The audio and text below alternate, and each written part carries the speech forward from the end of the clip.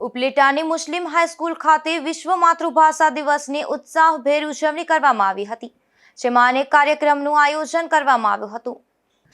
21 ફેબ્રુઆરી એટલે વિશ્વ માતૃભાષા દિવસ, ત્યારે આ દિવસને લઈ અને ઉપલેટાની મુસ્લિમ હાઈસ્કૂલ ખાતે એક ભવ્ય કાર્યક્રમનું આયોજન કરવામાં આવ્યું હતું।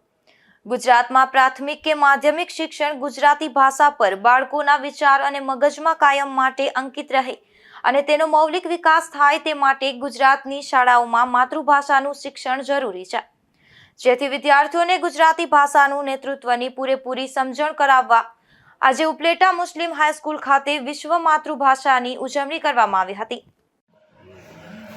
હું ઇમ્તિયાઝ કે કાઝી, આચાર્ય પે સેન્ટર શાળા 2 માણાવદર જિલ્લો જુનાગઢ, આજે રાજકોટ જિલ્લાના ઉપલેટા તાલુકાની ઉપલેટા શહેરમાં આવેલી મુસ્લિમ હાઈસ્કૂલ ઉપલેટા ખાતે 21મી ફેબ્રુઆરીએ વિશ્વ માતૃભાષા દિનની રંગે ચંગે ઉત્સાહભેર ઉજવણી કરવામાં આવી। સૌપ્રથમ તો કાર્યક્રમની શરૂઆતમાં શાબ્દિક સ્વાગત છે એ શાળાના આચાર્ય શ્રી સેરસિયા સાહેબે કર્યું।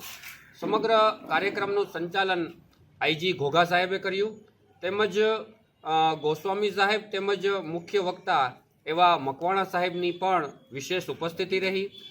મુસ્લિમ હાઈસ્કૂલના ધોરણ 9થી 12ના વિદ્યાર્થીઓએ આ કાર્યક્રમ માણ્યો, સાથે મેનેજમેન્ટ કમિટી અને વાલીઓની પણ વિશેષ ઉપસ્થિતિ રહી।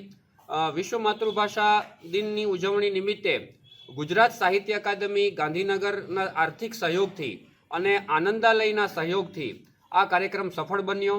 કાર્યક્રમમાં પુસ્તકોનું પણ જે છે એ પ્રદર્શન રાખવામાં આવ્યું, જે વિદ્યાર્થીઓએ નિહાળ્યું।